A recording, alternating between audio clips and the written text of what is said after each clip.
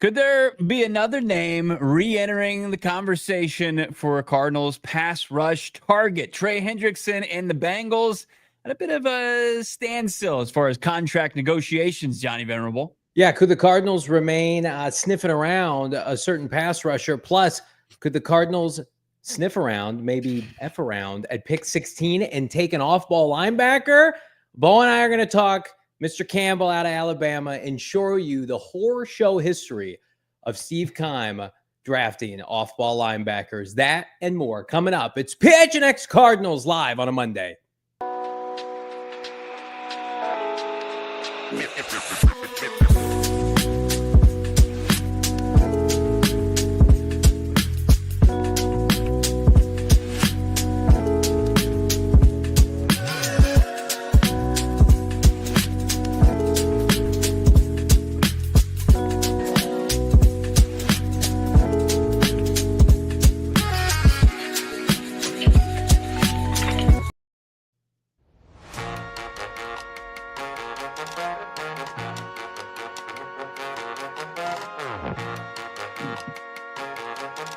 Hey, welcome in. Live from Studio K, presented by our friends at Circle K. It's the PHNX Cardinals podcast, your premier #1 in the world. Arizona Cardinal podcast. Like and subscribe. Leave us a 5-star wherever you get your programming. I, of course, am Johnny Venerable, joined as always in Studio K, looking dapper in his PHNX gear. It's Brack. Behind the mic, of course, sweet baby, innocent and sweet 16 mound, Damon Dawg. Congrats to Big Dame and all of our Wildcat faithful, Brack. Yeah, excited for Damon in the squad, getting it done yesterday. I did get it on the Bet365 app, and I came away a big fat winner thanks to Kayla Love and crew. Love to hear Damon and Kevin break it down on the post game. What's up, Mr. Fat Gangster? I see you, Bo Dirt, Omar, Claymore Jones, G. Williams, Cardi D. Always love to see you in the chat. Ollie, the Cinema Warden, Nick, Long Money, Merv. What's up, MB? Greedo shot second. Amadeus, what's going on? Everybody's here on a football Monday. We're excited to talk some more ball. Talk about this team, Johnny. As I started to put it together, I shared with you. I was looking at some roster locks, something I'm going to put out later this week. Put together the 53. I'm gross. Yeah, I'm sick. But there's not a whole lot left to be done. But could they bolster some areas between now and the draft, between now and training camp? Certainly the door seems ajar. Yeah, the Cardinals remain staunchly committed to spending more money. They still have, via overthecap.com, a surplus, if you will, an update for everybody right now. The Cardinals just under $50 million at $45.3 million. Effective cap space is right around 41. But unless you're the Patriots with $73 million, Seattle and the Raiders are the only two teams ahead of them. I mean, the Patriots kind of in a ballpark of their own because they have to pay players to come there and overcompensate. We've seen that recently. Not a fan of what they're doing. Good luck to Mike Vrabel and company. But the Cardinals are in a position they could sign and or extend anybody they want. And now you look at the landscape of the NFL draft and why that could expedite, certain teams' plans. We reported on the show, it seems like almost a month ago now, that Trey Hendrickson, the Cardinals inquired on Trey Hendrickson. They have been sniffing around big ticket edge rushers. And while, yes, they got a deal done with Josh Sweat, which by all accounts looks like a very manageable contract, like no one's confusing Josh Sweat with Trey Hendrickson or Michael Parsons or anybody like that who may or may not become available. Well, what has since happened since, Hendrickson was allowed to quote unquote test the market, right? And go get a trade offer. The Bengals spent almost $80 million in effective cap space for this year on two wide receivers. Their contracts are ballooned almost to $200 million. It's one of the biggest, gross negligent, set of affairs because of the fact that if the Bengals, like the Cowboys with Michael Parsons, had done this early and often, then they wouldn't be in a position right now where they're pinching pennies with Trey Hendrickson. Here's where I'm at with this whole thing. I don't buy for a second that they feel like they're in a good spot to re-sign Trey Hendrickson. I know Rap Sheet was on Pat McAfee Jeremy Fowler came out and said, like, they're at a standstill and Hendrickson could sit out unless he's traded and or paid. I think that's what we're nearing right now. Yeah, as you know, it often happens with the Cincinnati Bengals because they're just horrible at doing business because, you know, the crap just kind of trickles down as far as that organization. They're just infamously cheap and they don't like to, you know, make savvy relative to the NFL moves. They move at their own pace, which is a snail's pace. And it really just it inhibits their ability to team build correctly. As you mentioned, I mean, they had to pay top dollar for a pair of receivers. And now they're sitting there with a guy who's had 17 and a half sacks in back-to-back seasons, just an absolute monster off the edge and can't, you know, stand to lose anybody on that defense alone, you know, let alone their top defensive playmaker in Trey Hendrickson. And he's not happy. I mean, it's there's going to be a tough place to find common ground. It's really going to be tough for them to find common ground with Trey Hendrickson, given his age, given the market at edge rusher, but also it's going to be tough for the Bengals to feel like they found, you know, a team that's going to give them fair value in return. And I think just dealing with the Bengals, whether you're Trey Hendrickson, whether you're a team that's looking to acquire Trey Hendrickson, it's a nightmare. It really it's like they're one of the more nightmarish teams that you want to pick up the phone and try to work out a deal and do business with. They are picking if we get the draft order up, and I think our order actually is only through pick 16, but they are picking right behind the Arizona Cardinals. I think they're pick 17. So they are doing and saying and talking all the same players we're talking about. Will Johnson, I'm sure. We're going to talk about Mr. Campbell from Alabama. We're going to talk about Walter Nolan and all the edge rushers, right? Like their defense is atrocious. They're basically starting anew. I think that because of the fact that they were able to get something done with T. Higgins and Jamar Chase, and you appease Joe Burrow, I do think now they go back into sloth mode leading up to the draft. And I think the longer and harder they start to study these draft prospects and fall in love with them, not only in the first round, but on day 2, I think it increases the likelihood that they trade him. I think they say to themselves, why do we need to re-sign a 30, 31-year-old Trey Hendrickson? We maxed out his value. Somebody give us, you know, a top 50 pick. You go pay him and we'll just draft another Trey Hendrickson. Not that they're going, you know, what's the hit rate? What's the percentage on that? The guy had 17 and a half sacks. But I also feel like, you know, Lou Anarumo's gone. And while we dogged him on this show, he was a great fit for Trey Hendrickson. Mm-hmm. Defensive coordinator. We saw how important fit is in a lot of different places with Josh Sweat or otherwise. So I do think he gets dealt. I don't like Hendrickson. This is it for him. Like, what are you going to do? Put together back-to-back 17 and a half sacks seasons. You have to cash in. You have to get paid.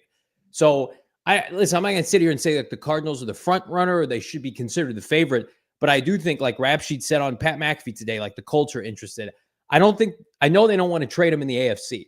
So I think Washington, Arizona, some of maybe Seattle, even these teams in the NFC that are on the cusp, right?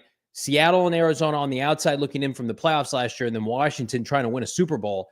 It makes a ton of sense, and I'm not discounting it right now. I think it's still very viable. Yeah, but I think outside of like Washington, who's going to be picking at the end of the first round, you can kind of take away first round pick out of the equation, right? Like Mike Garafolo told us. I mean, it's because of his age. I mean, you can look at the production and be blown away, but you look at his age, teams just aren't going to want to spend that high a draft capital and then also take on that contract, despite, you know, the production that's been there for Trey Hendrickson so consistently throughout his career, most recently the last 2 seasons. But, you know, if you're Monti Ossenfort, it is absolutely something you keep on your radar because one, the gross negligence as far as team building. I mean, shit, you can't even keep 17th overall, you know, wide receiver out of the realm of a possibility with that organization. It's like, are they sniffing around Matthew Golden? Are they looking at, you know, T-Mac? Are they looking at a kid at Ohio State? Like, can they help themselves? Even though there's the one thing that they should be trying to figure out is how to keep Trey Hendrickson, find some sort of middle ground with him, because you can't stand to lose any talent off that defense. He's it. Yeah. He's all they have on that defensive side of the football. If you were able to supplement, if you were able to add like a Walter Nolan in the interior, a Kenneth Grant, you know, one of these edge rushers, we know Cincinnati is willing to deal with, you know, attitude issues. So could James Pierce Jr., Mike Green be options? Like, that makes your defense that surrendered nearly 26 points per game last year, a little bit better, right? You can generate some pressure and then make up for where you kind of lack in the defensive secondary. Yeah, I just feel like he's either going to have a change of heart and just be comfortable with what he's making, or he's going to leave. Like, they're not, like we saw with Haason Reddick last year, that didn't work out, but Reddick hadn't built up the cachet that Hendrickson has. Like, if you're the Cincinnati Bengals and you've literally paid everybody but your best defensive player, and you're like, sorry, Trey, we're actually out of money and we don't want to pay a 30-plus-year-old edge rusher. I just give everybody, they were so smug too with their announcement of like, look at us, we re-signed T. Higgins and Jamar Chase, and everybody's like, what do you guys look like? Huge asses. Like, you should have done this years ago. Like the guy that shows back up at the party, he breaks up with his significant other, and you're like, oh man, that's a great move. And then he shows up like, look who's back together. And you're like, ooh. Everybody put on a face, right? Nobody better say anything. You better not say shit to me at this party. That's what it is. And it's like, if you would sign these two players 12 to 18 months. We're so happy months, together. Look at us, everybody smile through the pain. That's what the Bengals are. And I see all the Bengal people in our mentions on our YouTube videos saying, well, he wants to be a Bengal. Well, of course he does. You don't want to uproot his family. We love Cincinnati. But like, if you're getting 35 sacks over 2 seasons and not getting paid, like, I'm sorry, that love only goes so far. Like, listen, at the end of the day, like, I love my hometown. I'm not going to stay there by any means necessary just because it's got some good vibes, right? Some good people. It's like, you go where you're wanted. You go where you want to be. And he wants to be somewhere he's going to get paid. He would go to Jacksonville if they were going to pay him $40 million a year. So like, he's doing everything right. He is manipulating the system to his benefit, keeping the fan base on his side, right? What was tough with Haason Reddick last year is he had no cachet built with the Jets. What players like Hendrickson wisely do in their agent is they say, I want to be in Cincinnati. Look at my resume. Look at what I've built here. Just pay me accordingly. And then you've got the ultra frugal Bengals dysfunctional ownership saying, like, we don't think that's necessary. It's like, okay, then you can trade me then. Yeah. Like they can see the benefit of having a high flying passing attack, right? And they had that. Nothing changes. It's the status quo. Yeah, real bad. The 6 most points per, delivered per game last year. Joe Burrow, T. Higgins, Jamar Chase. That's great, but you're still at the bottom of the league in defense. And how are you going to be able to change that? Like, I was shocked to see the Bengals they rose up the power rankings, according to most publications from ESPN, the NFL.com, the Pro Football Focus. Like, people are enamored with this team. What have they done? They're the same team. They're the exact same team. I'm curious. You're Trey Hendrickson. He loves Cincinnati. Does he have the same love as Jamar Chase, where he was asked what he likes about Cincinnati? He said, no distractions. The food, quote, isn't the best, but we can work with that. And my quarterback's here and T's here. I mean, that's what Jamar Chase has. What does Trey Hendrickson have on the defensive side of the football? You have to overpay to couple ownership and quality of living. And like, low key, I know people who live in Ohio, they love Cleveland, they love Cincinnati, right? Now, sometimes it's like, have you experienced other things? These players don't have that option, right? The Bengals control their rights, and that's the difficult part, right? So like, next time people want to dog on this franchise because the ownership has been less than ideal, just know this franchise in their back pocket, and sometimes they use it to a fault. This is a top 5 growing economic climate in the continental United States. You don't think people want to be here? Look at all the transplants leaving California, leaving Texas, coming to Arizona, right? Leaving the Pacific Northwest. We don't have everything. We got no Lombardis, but we got a place where players will want to live, and the taxes are elite here. So again, people saying like, why would Trey Hendrickson want to play for a non-contender? Come on, get that out of here. I don't want to hear that. I don't want to hear that crap. Cincinnati for the last couple of years. Come on now. Right? Yeah. If the Cardinals offered the Bengals the best package and wrote him a check for $35 to $40 million a year, he would come here with bells on. J.J. Watt had a plethora. J.J. Watt could have gone ring chasing in Green Bay, where he went to college, and everybody penciled him in there, and I didn't think he took a visit. He didn't even entertain that. So what's it going to take? Are the Bengals fumbling this so much that the asking price should go down, or you think it stays the same, or you think it goes up? I think you're looking at the very best, the Cardinals would have, I mean, unless you maybe put in the Falcons who have the pick in front of them, I think the Cardinals would have unequivocally the best pick at 47. But I also think, could you get creative and do some pick swaps with them in a certain round or two? I know you're only separated by a pick here or there, and then offer them a 3rd round pick, maybe a 3 this year, a 2 next year based on playing time. You have a very finite window. And I'm going to tell you right now, if you botch this with this draft and he holds out, then you have to trade him after the draft. God help you, Cincinnati, where you don't get assets to help you this year. We have the draft is a month from today, right? It's 30 days out, or somebody said that. This is your window. You want to get players that can help you now, specifically cheap. We know you love your cheap, your assets, your cheap value here, Cincinnati. You can get a young man, top 50 player, making no money for 4 years, playing the exact same position, right? Start that clock over. By the time you got to pay that player, maybe you're not paying T. Higgins anymore.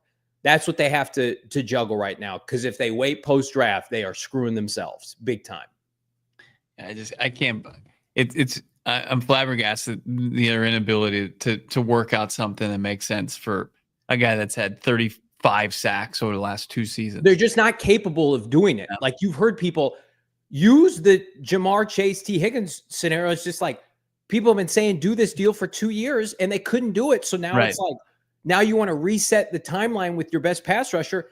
How long is this going to take? 36 months, right? They've run out of time. This is it. Trey Hendrickson is a casualty for the Bengals' ineptitude on how to do deals. And like T and Jamar got theirs at the sacrifice of their best defensive player. That's how I'm looking at this until further Jamar, notice. T, and Joe Burrow. I mean, the party's over if Trey Hendrickson exits this organization. I mean, their ability to get stops already really doesn't exist unless they get it. Trey Hendrickson coming off the edge and game wrecking a couple of key drives, but it didn't even happen nearly enough when he's leading the NFL in sacks. Here's what they would do. Let's take a look here at available defensive free agents, which has not changed much. They'd go out and they'd get a Zadarius Smith. They'd go cheap. They get a Matthew Judon to bring in. And the Cardinals can do that as well, by the way. These are free agents that we've highlighted for the better part of 10 days now. You'd go cherry picking some of these guys to come in on 1 to 2 year deals, 1 year deals, probably. Both, if I'm the Cardinals and Trey Hendrickson's too expensive, or they've talked themselves into a 1st round edge rusher, which is totally within their right. Mm-hmm. You had some good insight. Like the Kyzir White thing feels very much dead and buried now. Does it not? Yeah, it does. We had somebody hit us up on Instagram and reached out to Kyzir White because, this is the age we live in. Just DM'd him and asked, did the Cardinals make an offer? And he's just like, no, they didn't. And, it lines up with what, we heard, what we saw as far as the social media posts from Kyzir White was just closing the door. Like there was a full understanding that that door was closed to Kyzir White coming back to the desert. And, I don't think that there was any true animosity there. Obviously it's the ugly side of business, but yeah, it just feels like the Cardinals wanted to get younger, maybe more athletic at the position, and were just dead set on that. And they feel like they've done that with another player from the Bengals defense, not Trey Hendrickson. It's Akeem Davis-Gaither. It's like they didn't even offer him. It's like the verbiage, it doesn't sound like was even like, go test the market. It was like, we're not going to re-sign you. I mean, like, does it feel like Kyzir White could be a guy that signs like after the draft into this summer, which is nuts? Because like I don't believe in investing premium resources, and we're going to talk about this, into that position. But I also can't sit here and say like we're ripping apart this Bengals defense. A part-time linebacker that played for this Bengals team is going to come here and fortify this front seven.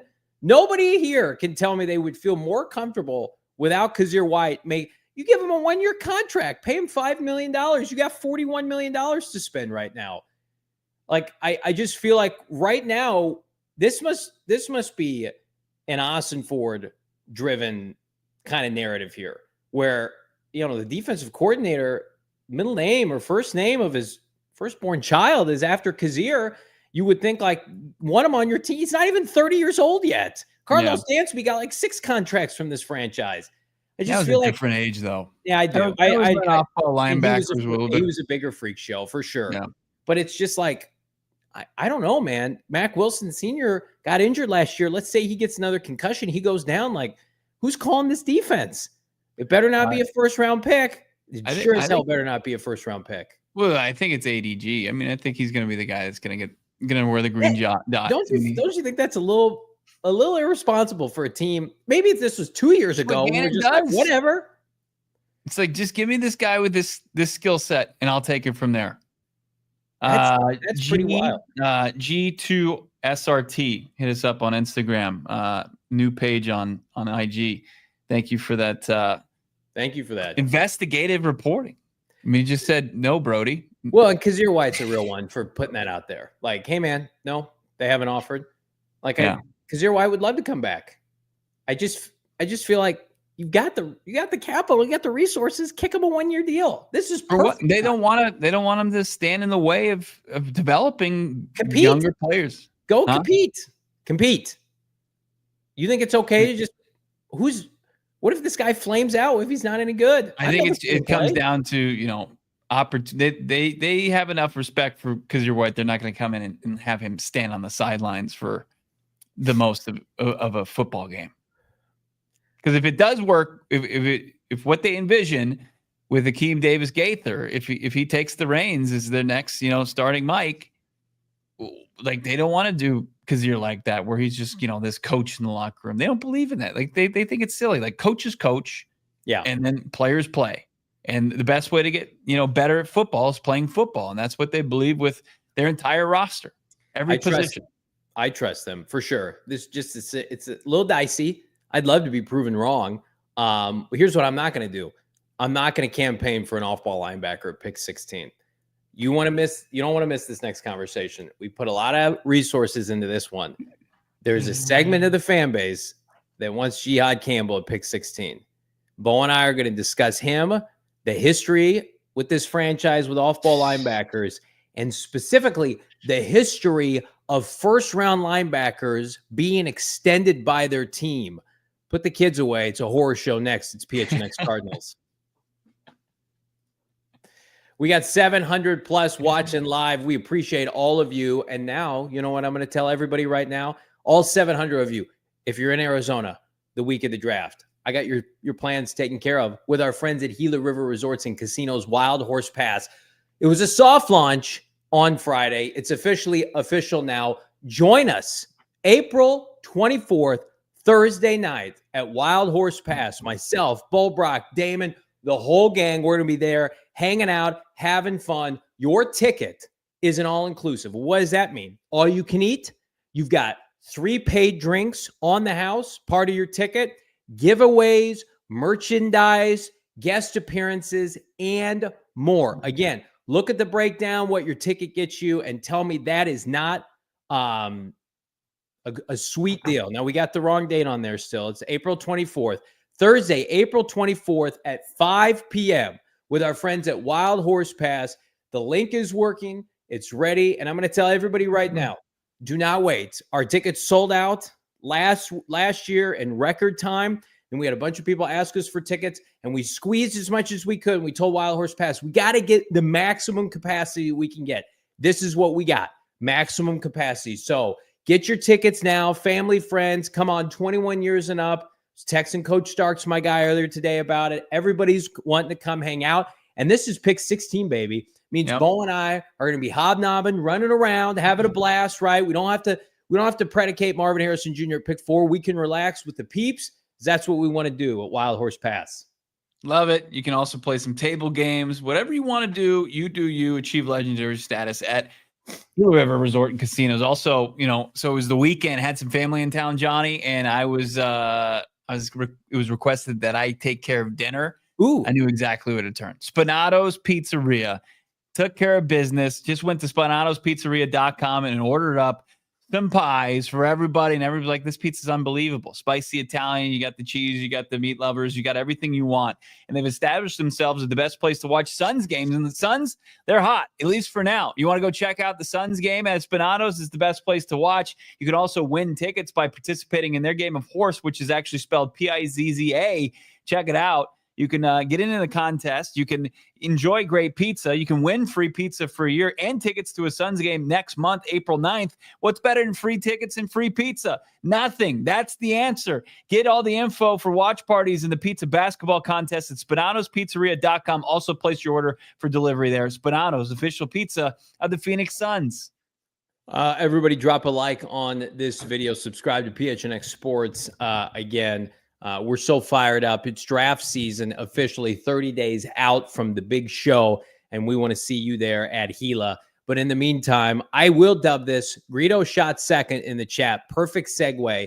We're going to call this section the linebacker strikes back. That's so appropriate. Burner. How did we get here? No, I swear, my hands are free. Greedo shot second. Coining this segment. It's his. He owns it now, or she owns it. So fired up. Because again, Mr. Campbell out of Alabama is a hell of a football player. He also, though, is coming off injury and just had surgery not too long ago. And you asked Fran Duffy the other day when he was on with us, Jihaad Campbell, like, he's going to fall, right? Potentially out of the first round. And Fran still thinks he'll be a first round pick, but probably late first round. And there's a segment of the fan base that wants another linebacker. Have we not been here before? Have people forgot how much this franchise has hurt us? We finally got on track the last 2 years. You guys want to go back in time? It's all fun and games on draft night. It's going to be different, Johnny. It's going to be different this time. No, don't buy it. You're crushing the value of 16th overall pick by taking an off-ball linebacker who also had shoulder surgery post-combine. Timeline, that's something you're trying to figure out. Like, those are too many red flags for me. One, the positional value is not there. It would take a special type of player. And I agree with Johnny, and I agree with mostly everybody that's evaluated Jihaad Campbell's game. It's good. It's really good. He's going to be a great pro. But is he a guy that's going to be the type of game changer? Is he going to be somebody that's going to evolve into the Roquan Smiths, into the Fred Warners of the world? I don't know if you can definitively say that. And with the red flags that have arisen the last month, I just think it's just you take him off your board. You just can't. If he falls because of the injury and he's there at 47, yes, then have the conversation. I think it's easy, right? Unlikely that happens. But 16 is far too rich. It was far too rich when he was healthy and ready to go. I mean, the guy looked like an absolute stud at the combine. I mean, he showed up and showed out. He absolutely did. We saw him. He was part of the group when we were watching there live. And he was one of the most impressive guys. But I just don't think that you would get the productivity, the impact that you would by leaning into the edge rushing group, the defensive linemen, or even like pivoting and taking a top, different, premier position that is on the board that's valued more, especially in the next contract, more so than off-ball linebacker. Like, we just had a conversation with everybody in the chat about how they value that position. They're paying a backup part-timer to start for them and call their defense this year. How do you then get to 0 to 60? Actually, they're going to take the number one off-ball linebacker, 16th overall. What? How does that even add up? They took an off-ball linebacker in their first draft with Ossenfort in the 5th round, Owen Papo. And I don't know if he can play or not, but undrafted, late, undervalued, small, converted safeties, free agents, like that's what they want to do. Mack Wilson Sr. was an afterthought by the people in Cleveland and New England. Like, let's look at the Campbell breakdown here, because again, this is not a knock on the player or certainly the person, but I mean, 5 sacks last year. He's got a nose for the football, 3 turnovers, a pick, 2 forced fumbles. He's got the size. He's cut up. I mean, he looks, you want him on your team. Of course you do. 6'3", 240. I think he's under 240 now. He's like 235. He's a freak show. He is an ultimate freak show, but he's hurt and he plays a position that's been devalued. I've made an argument on this show. I think I think it's the biggest devalued position in the NFL, more so than running backs. A running back could have won the MVP this year. More so than guards. Guards are getting paid $100 million in free agency. Tell me a position, save for maybe safety, that's undervalued more in the NFL right now. You can't, Bo. No, you can't. It's tough to find one. And like, this isn't an argument against the nightmare, past that this organization has with this position, right? I mean, even though it's very prevalent, it's top of mind every time you say off ball. It's a 4-letter word, and people will throw hands at you if you even suggest it. And then like for whatever reason they start coming back to it and say, well, he's a freak show. Look at him, 6'3", 240. The athleticism, the speed. Can you imagine comes from one of the top programs, NFL factories in the college ranks, but it's still just. This is devaluing what you can get at 16. It is. And when you look at where the Arizona Cardinals, their main weakness, it hasn't been that level of the defense. It's been up front. And what is this draft talent rich with?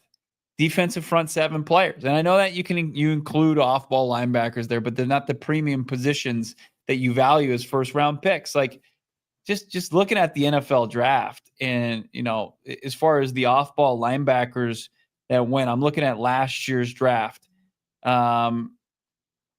Most of them are edge rushers, right? We didn't have one off-ball linebacker go in the 2024 draft. In 2023, we have a graphic coming up. Yeah. To show you how poor it's been for other teams. Let's pull it up here. First round, this is last year. So this is through last year. Okay. And you mentioned 2024. Did we not have a first round off ball linebacker? This is dating back to 2014 through 2023. Austin I think he's from The Athletic, does a good job. Basically broke down. Are they good? Did they get their 5th-year option picked up? Not did they get a second contract? Yeah. Did the team see value in giving them their 5th-year option, which is skewed based on the position? They're not getting the same 5th-year option as quarterbacks. 4 out of about 20 guys on this list got it. Okay. By the way, Leighton Vander Esch, disappointment since then. Shaq Thompson's been okay. Ryan Shazier unfortunately had a career-threatening incident. Anthony Barr was like the only good one on this list. Everybody else, I'm going to tell you right now, Davis for the Commanders, not happening. Zaven Collins didn't get his. The Jags and the Davis Packers got released. Davis got released. Yeah, he's not even on the team. Yeah. Then Collins got his declined. Yep. And he re-signed as an edge rusher. They flipped positions. This is it's a mess. There's those just last not 3. The teams are undecided, which means guess what? Probably not going to happen. And Lloyd he's had a pretty decent and productive career for the Jags, right? Quay Walker's been, up and down. Jack Campbell, really, you can't justify that pick that the Lions made. I mean, they've been fantastic drafting, even when they reach and they go out and they get, running back 12th overall, and people crush him for it, including this show. They throw it in their face. But I don't think they're throwing Jack Campbell in your face right now. And I would be shocked to see if he gets his 5th-year option picked up. It's just the batting average here, it's too low. The value's not there. It's just how much more info do you need? Well, and also, we just went through free agency, right? And we talked about it. Like, guards are getting paid. Everybody said Josh Sweat, bell of the ball, 8 sacks got paid, right? Milton Williams, D tackle, got paid. Who's getting paid at off-ball linebacker of note? Fred Warner got a 2-year, Dre Greenlaw got a 2-year deal because he was part of a generational defense. A nice little 2-year contract. That should tell you everything. If the Cardinals can take a player at 16 that the league has deemed not valuable when they hit free agency, like a safety, right? If Campbell hits free agency in 4 or 5 years, good chance he's not going to get a big contract, right? Might get a nice little contract, 4 years, $40 million. If in the same draft, they take an edge rusher who just turns out to be solid, right? 8, 10 sacks a year. You pick up his 5th-year option, may never make a flipping Pro Bowl. That player is going to make $100 million at the rate we're going right now. How can anybody spin this argument any other way? That we're going to take a linebacker that's going to be the Luke Kuechly of the last 10 years. You guys will see it's going to work out. No one has that evidence. We have data to support that it would be an egregious decision to do this. Roquan Smith remains the only off-ball linebacker to have signed a $100 million deal and he plays for the Ravens. That was after Chicago kind of botched that. They didn't want to pay him. They didn't pick up his 5th year, right? And they traded him away. And then they paid Tremaine Edmonds. And then they paid Tremaine Edmonds. They paid TJ Edwards. They paid 2 guys. Bad. Right? Tremaine Edmonds, by the way, that's the pro comp that's floating around for Jihaad Campbell out of Alabama. You want that? Is that what you want? Pick 16? Solid player. The guy TJ Edwards, Jonathan Gannon took as an undrafted free agent from Wisconsin and turned him into the top linebacker on his respective free agent market. This is something this franchise would have done 5-7 years ago. You cannot convince me. The time we've spent around Gannon, what we know about Monti Ossenfort, that they would entertain this. It's just the injury almost makes it like that's comforting in a weird way, because you definitely can't sell it off the injury. Now, if you're picking 28 to 32 and you're like, we just think this is great value and we're the Eagles, those teams can afford to do that. Mm-hmm. When the Cardinals are repping the worst front four defensively that I've seen in the better part of a half decade, that everybody laughs at, and you want to run it back with another off. And I get it. Everybody's argument is, well, he does a bunch of stuff. Awesome. You know who else did a bunch of stuff? Isaiah Simmons, who, by the way, was not on that list because he was considered a safety, even though we all know that he played linebacker, right? So it makes that list even more egregious, right? So let's take a look at it. Speaking of Steve Keimbo, shield your eyes. Oh, no. The Cardinals' history of off-ball linebackers just within the first 3 rounds from 2013 through now. Let's take a look at it, Damon. Damon put together this graphic.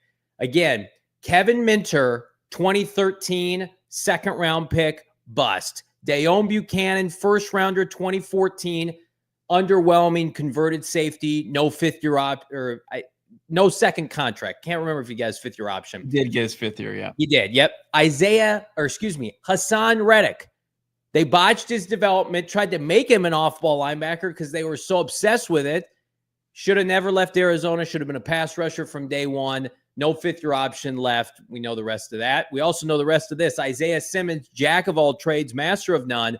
Top 10, maybe the worst draft pick in recent memory for this franchise, save for Josh Rosen. Mega bust. Zaven Collins, off-ball linebacker at pick 16 out of Tulsa, has Gannon saving his career, got him a nice little extension as a backup edge rusher. You guys like what you see? You guys, you want to party with this group? Johnny, stop peeling my eyelids open and make me look at this horrible list. Let's add more to this list. Oh man, Kevin Minter, I remember waiting for him to do anything. He was just he was a jag. And Dayon Buchanan, I remember they picked up his 5th-year option, and then he never got another deal after that, did he? And it was just the 2 of them went to Tampa. I think won Super Bowls as special teamers. And you're looking at it, it's like it's not a great draft beyond Jihaad Campbell. I know there's a lot of people like Carson Schlesinger from UCLA. It's like, okay, if you want to take him late day 2, that's fine. But you can throw Jalen Walker in there, but Jalen Walker, a lot of the scouts, a lot of the people believe he's got upside off the edge. That's where he separates himself from Jihaad Campbell, who's strictly off ball. I have to be convinced that's the play if they take Jalen Walker. Somebody will have to come, because when they took Zaven Collins, I thought the plan that night was they were going to play him an edge rusher, and then Keim came out that night in the presser and said, we're going to have these 2 big tall trees in the middle of the field, Isaiah Simmons and Zaven Collins, and then he brought up Navarro Bowman and Patrick Willis, and it just Damon's laughing that he actually said that. He also gave him the starting job. Yes. And they had who Jordan was the Hicks. linebacker? Jordan Hicks, right? Yeah, Jordan Hicks. And he's way better. Zaven's gonna start. And Jordan Hicks was like, we're gonna have 2 big trees out there, man.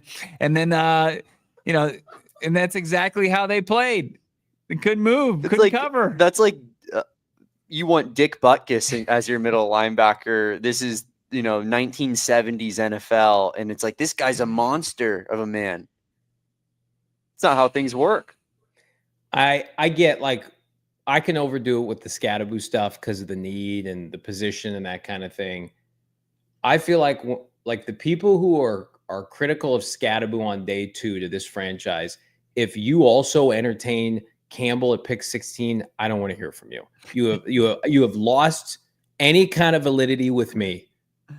I don't want Cam Scadaboo as a playmaker on day 2 and the marketing cachet and the eyeballs it would bring this franchise to use a day 2 pick on him. But I would like to take an injured off-ball linebacker, please, at pick 16. Cut it out. And I know it's not our audience specifically here. I need to see that the Athletic Guys tweet one more time. Let's pull up one more time the Athletic Guys tweet. No, the other one. Let me see. That one's bad enough. Look at that. You guys like what you see there? Shaq Thompson, that was like 20 years ago. That it's a dead position. It's dead. Bury it. Don't draft him in the first round. It's not worth it. I know they look fantastic in shorts at the combine. Hell yeah. I used to love, what was that? The cowboy collar, middle linebacker. Hell yeah. Zach Thomas style, Damon. We all wanted those guys. If this is your spring training, you're going down to the minor leagues. You're not making the big league roster if you have a batting average like this. Not good enough. And there's not enough positional value. Too much of a crapshoot, and the value is just not there. And there's 5 people that you should be considering over taking a guy at that position.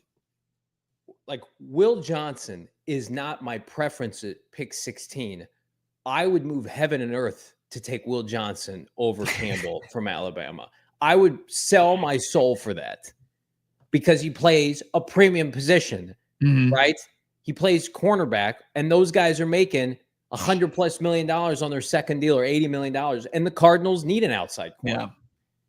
It's the Tip Ryman conversation, right? Like it's not Johnny dislikes Tip Ryman. It's the value versus where the player was selected.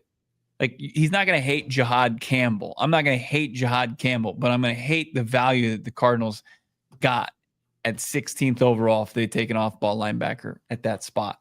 Like, can I talk myself into loving the idea of Nick Rawlis and Jonathan Gannon getting a type of player of that caliber on their defense? Like, yeah, I'll get excited to see it, but like how it's going to impact the game week in and week out. I think, like to Johnny's point earlier, like you would probably be better served to get somebody who's going to get to the quarterback, the opposing quarterback, 9 to 10 times, at least coming off the edge. You draft him, you were hoping for the outlier scenario to happen. It didn't work for all these other franchises, but it's going to work for us. You'll see. We get a great off-ball linebacker in the first round about every 10 years. This is going to be the guy. If I have no issue passing on him, and if he's a great player for the Steelers in the 20s, so be it. I'm not take the boring edge rusher, pick whomever you want, because this franchise knows last year that they put out a front four and none of them could win last year. You got way more heavy lifting to do there, brother. Before that's a finished product. Two's not enough. Josh Sweat and Dalvin Tomlinson and BJ Ojulari coming back. Slow, old, injured. Go get an SEC defensive end or a defensive tackle off the Michigan Wolverines or Ole Miss. Trade up for Kenneth Graham or Mason Graham. Do whatever you need to do, and we're not going to complain. That would be a nightmare scenario. It's going to be a nightmare if you don't like this video. We got the party continuing on here. Right? It is. If you don't like it. How's that? Did we live up to the hype there for that second segment? How much more evidence do people need, by the way? I don't know. Because sometimes people come after this show and we can be too emotional, right? Mm-hmm. So I was like, okay, well, let's flip it today and let's get all the data and present it. And then I need somebody to give me an argument for why that would be a good decision. You want me to play devil's advocate? No, I like when we I don't argue. want to. I like when you and I disagree. We can't disagree on this. It's so bad. We've learned our lesson. Like, fool me once, fool me twice stuff. Don't get fooled again. Shame on me. All right. Your super chats plus more tomfoolery. It's PHNX Cardinals. You'd have to be not ridden the 10 or read the 10 from your pure edibles and overdone it if you're taking off-ball linebacker 16th overall, and you can talk yourself into that. We would never suggest that, and Pure Edibles gives you the ability not to do that, because Pure Edibles, found in Arizona available in 130 dispensaries statewide. Their gummies not covered in sugar like their competitors. It's a full-fledged candy company, and Pure Effects are clearly listed on each 10, so you know exactly what effects to expect. You're not going to be sitting there in your war room and like, whoa, maybe an off-ball linebacker sounds good. Maybe we can make it work for the first time in a century. No, you're not going to have that, because you're going to understand where you're at, what the effects are going to do for you. Get in on the gummies, get on their kicks that are like Starburst, their chews, their soft candies like caramel, and they've got the hard candies. They got those gummies for sleep support. They got them for uplifting effects derived from unique cannabinoids such as CBN, CBG, and CBD, with marijuana derived from THC. It was started up in Flagstaff. They made their way down here to the big leagues in Phoenix. That's what they call home. And if they're designed, they are designed to be ripped and bit in half, making them easily shareable for you and your friends, and dial in that exact dose that you want. Go find yourself some Pure Edible products from one of the 130 dispensaries in Arizona. We love Pure Edibles. Got an update on Mike Green's pro day right around the corner, the the edge rusher from Marshall. But first, I'm going to tell you about the phenomenal deals happening right now with our friends at Bet365. Never ordinary. And here's what you need to key on, everybody. We've had tournament action off the chain, completely absurd. And also we've got the Suns are winning right now. And if you want to take advantage, use the bonus code PHNX365. I saw somebody in the chat earlier give us credit, Bo.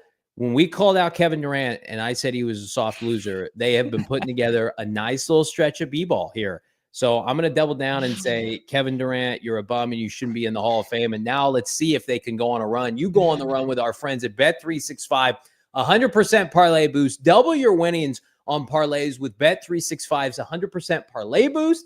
Download the app right now, PHNX365. When you sign up, new customers get $150 in bonus bets when you bet $5, win or lose. I can't wait to see all the future bets, the player props ahead of the NFL draft. Whatever the moment, it's never ordinary with Bet365. You got to be 21 years and older, physically located in Arizona. If you were someone you know has a gambling problem, wants help, call 1-800-NEXT-STEP, text NEXT STEP to 53342, or visit problemgambling.az.gov, Bo, for more info. Love that. Love how this show just holds the teams in this market accountable. Really kind of lights a flame under their backsides. You know, remember when we held out from caffeine and sweet treats, and Damon was in the lab working out every day? Yeah. I'm sure that the Cardinals, they were going to get a free agent addition. And when they missed out on the Milton Williams sweepstakes, JG, maybe he said this, maybe he didn't, went to Monty and said, hey, our guys, they went to war for us. We need to pay this off with a free agent signing. And they got Josh Sweat. Well, he did tell us, he goes, when the big move comes, right, he teed it up. Like, come on, everybody. They had money to spend. That was a fun little period when people thought they weren't going to, like, coming into free agency with $80 million. People were like, they're going to be frugal. It's like, what? Bro, what? Trying to make the playoffs. We appreciate all of you. Drop a like on this video. Do you like Mike Green to the Arizona Cardinals? I like him on the field. Off the field, a little dicey. Tony Pauline, who's been on this show before, Bo, you've chatted with him at the Senior Bowl. It's pretty tapped in. And he had that one snafu with Luke Whippler in this show that said Luke Whippler was going to be a Cardinal, and that never happened. So I'll never forgive him for that. Yeah, pour one out for Luke Whippler to AZ. But Raheem Morris was in attendance for Marshall's Pro Day. Cardinals, I don't think we're in attendance. Somebody can fact check me on that. But the head coach for the Atlanta Falcons, who pick right in front of the Arizona Cardinals at pick 15, he was in attendance. Defensive head coach. They have no pass rush. They tried to trot out Matt Judon, old and slow. I mean, like, that feels like that's got some pretty good momentum with Mike Green going to Atlanta at pick 15. We'd love to see it, right? I mean, if the Cardinals, if they've already made their decision, he's not a Cardinal guy, because some of the things that were deal breakers that happened to Mike Green or he was involved in allegedly a couple times dating back to high school, and then one more time at the college level. Maybe the Cardinals are just like, this is a me guy, not a team guy. Then he's off their board, and that makes it easier for them, because then if the Falcons are going to take him ahead of them, perfect. Yeah. 6'3" and an 8. That's his height, 248. His hands, 8 2/8 inches. 32 3/8 inches arm length. So when we talk about edge rushers, isn't them usually like the money spot, like 33 inches. So he's a little shorter arms than I think you would want traditionally from an edge rusher, but looked like he had some pretty decent times as well. Notable also, team we were talking about earlier in the show, the Bengals were, of course, there hanging out with Mike Green during his pro day. And listen, they don't care. They do not. Mike Green, like pre us finding out about allegations, like it was a pretty easy kind of pick and run for the Arizona Cardinals, even with where he went to university, because of course, as you mentioned, like he went to a big time program and had to transfer, right? So the skill set's always been there. The Cardinals can't afford to take him. They don't want to bring that kind of distraction into their locker room. I respect that. And the great news is this is not a scenario like in years prior where he's the only quality edge rusher, right? There are multiple edge rushers, defensive tackles. The Cardinals are going to have presumably their selection of about 2 to 4 guys. And if you want to include Will Johnson in that, we'll entertain that until this team signs a notable veteran corner. But there's too many good options right now. And to your point, I would love to see Mike Green go ahead of Arizona at pick 16. I want to see tight ends. I want to see running backs and quarterbacks and Mike Green.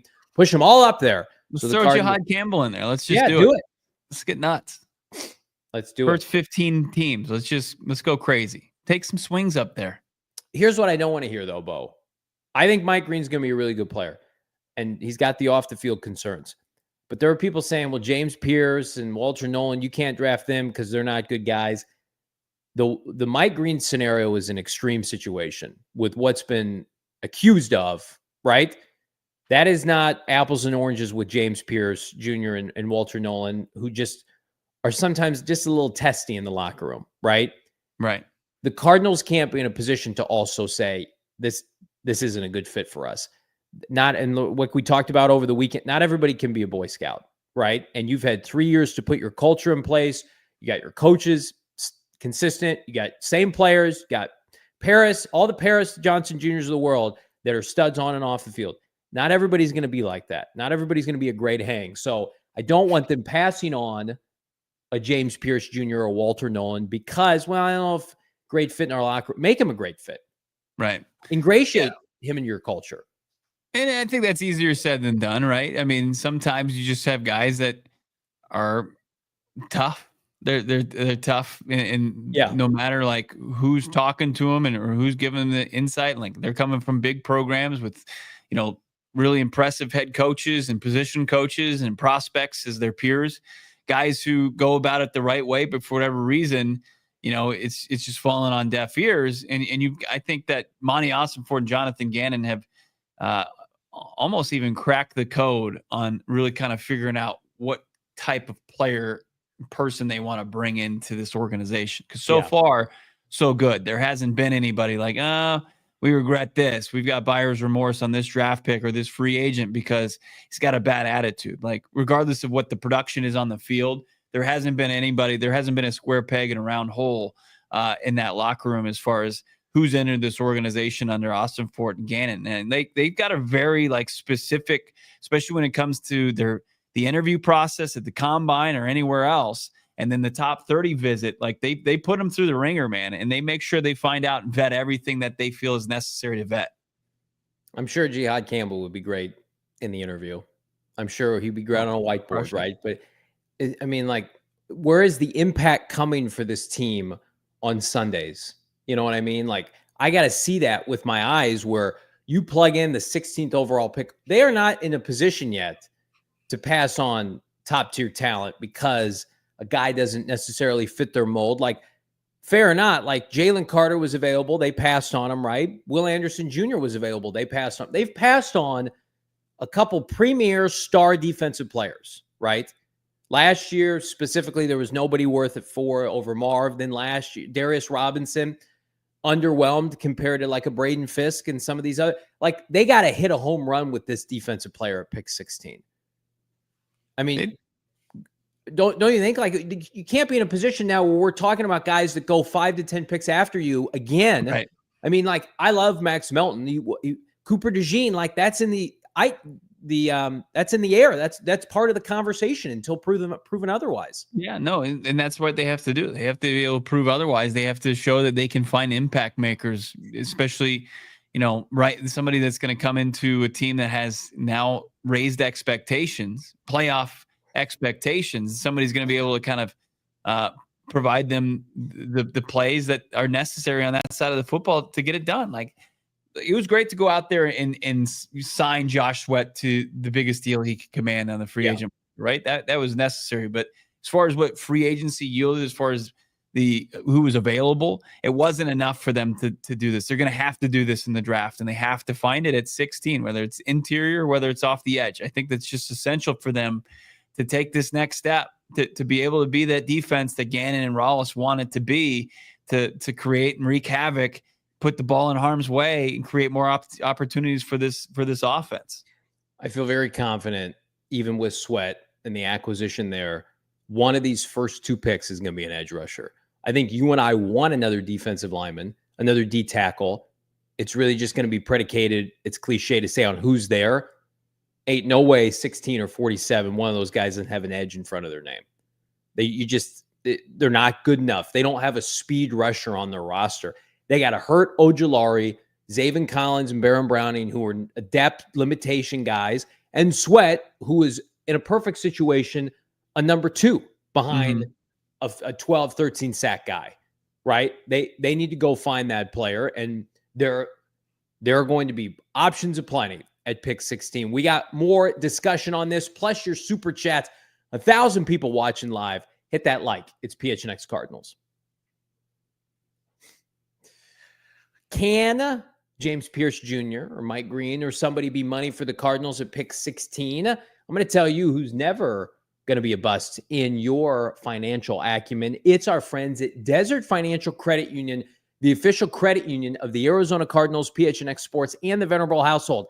They've got a team of financial experts committed to their members, offering financial solutions tailored to helping real-life people like you, like me, like all of us here in the community. Look to Desert Financial for checking, savings, mortgages, loans, credit cards, investment options, and more. Plus, rep the Red Sea right now with the Arizona Cardinal Visa debit card, the player, the helmet, the bird, the logo.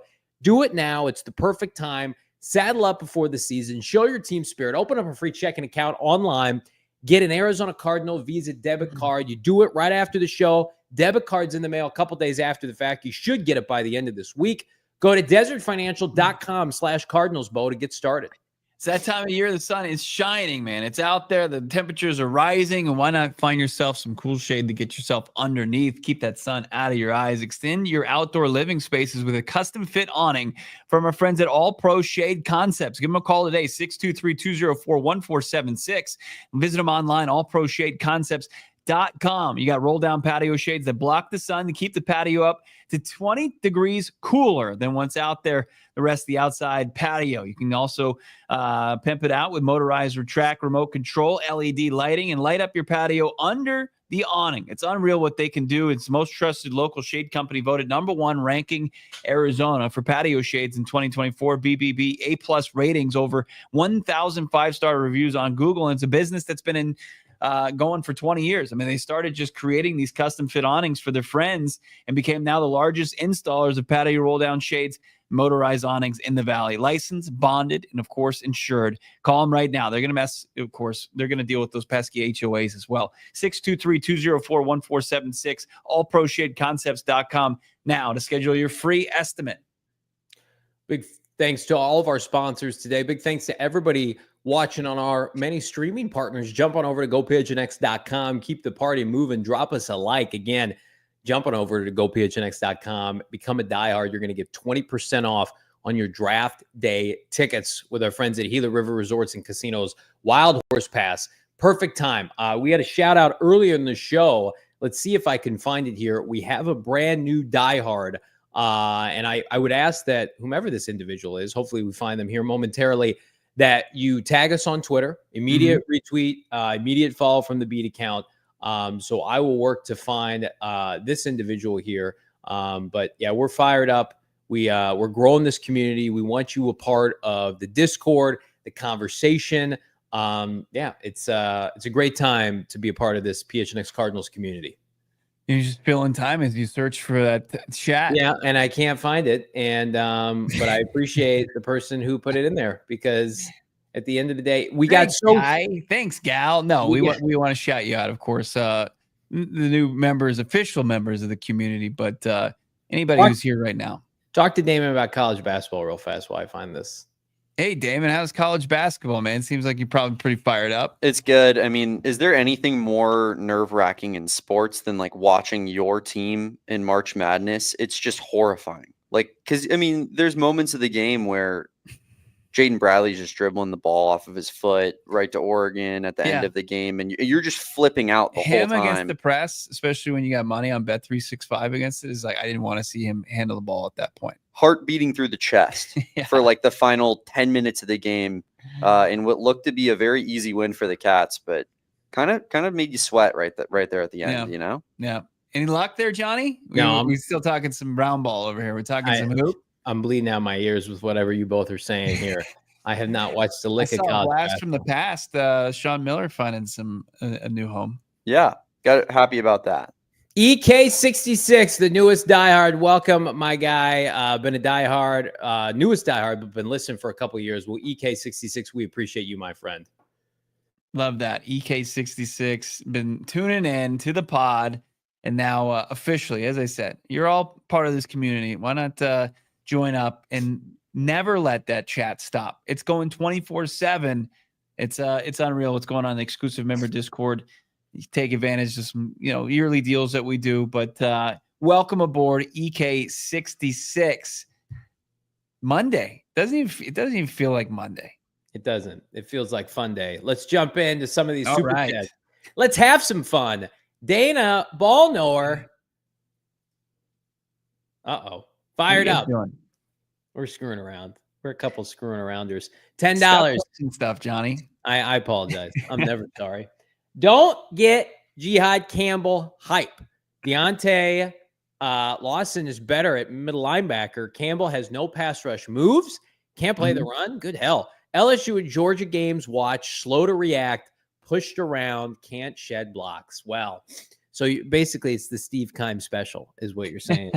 The Jihaad Campbell. The only reason I would want Jihaad is so we can mirror it with Johan Dotson, Jihaad Campbell. That's it.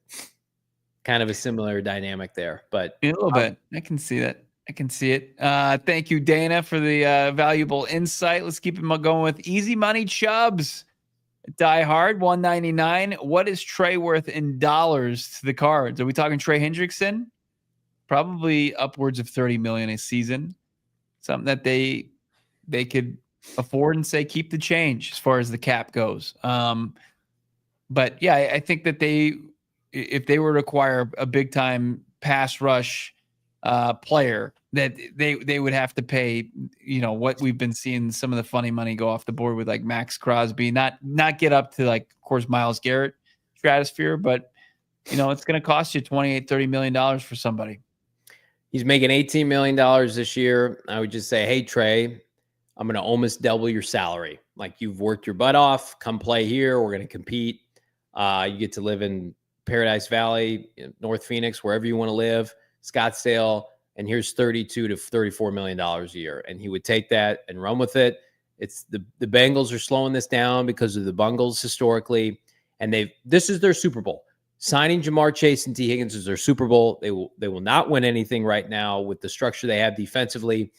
They got to a Super Bowl, and I think we can call a spade. A little bit of a fluke that they got to Super Bowl with Zach Taylor. I think Zach Taylor is about a year away from getting fired. Josh, $5. Do a pick swap with the first round. Throw 47 and a third year, I guess, at the next year. Then we'd have the money to pay Hendrickson. That's a pretty expensive deal right there. I mean, like, who's giving them a better pick than 47? We just talked about Atlanta's picking ahead of Arizona, but they're slobbering all over Mike Green right now. Yeah, I mean, Washington would have to commit first round pick to him, which I don't think they would do that. No. Josh comes back with a $5 super chat. Let's see it. To be fair, Cards have to choose Will Johnson or Jihaad Campbell at 16. I would obviously prefer to trade back if they don't draft Campbell. I think that I can't see a scenario in which their board is picked clean of good defensive ends and defensive linemen. What would have to happen? I don't have the draft. Damon, can we see the draft order? And I'm going to pull up Fran Duffy. By the way, subscribe, become a diehard, and look at Fran Duffy's top 30. Let's just casually go through. We got almost 1,000 people watching. Let's just casually go through this. Okay. First overall pick, Cam Ward's pro day today. You feel good about that? Yeah. Cleveland, disaster horror show, Kenny Pickett, baby hands. I still think Abdul Carter probably goes there. I disagree. I think that's a Shedeur Sanders landing spot. No problem. Giants go Abdul Carter, or do they let him fall to the Patriots? Yeah, if the Giants aren't the team that kind of tries to get up the board and get Cam Ward, yeah, I could see them going for Abdul Carter, even though they're pretty flush at that position. Let's just say they take Travis Hunter. It Sure. doesn't matter. Cam, Shedeur, the top four guys, we're going to put them all there. Jaguars. Skipping over the Patriots? Number 5, Mason Graham, or one of the two tackles. You want to say that? Yeah, I like that. Vegas, Benjamin Albright staunchly committed that Jeanty's going to the Vegas Raiders, so I'm going to stick with that. At 6, I think the Jets, they don't need defensive line help. What do the Jets do? They're kind of the true wild card so far, the top 7, Bo. Yeah, no doubt about it. I mean, they get the quarterback situation for them figured out. They invested a bunch of money in the Justin Fields. Are they going to go? Most likely they'll continue to build with their defense, but they could go either way. Carolina is one of those teams where could they be tapping into, the defensive class still? I think so.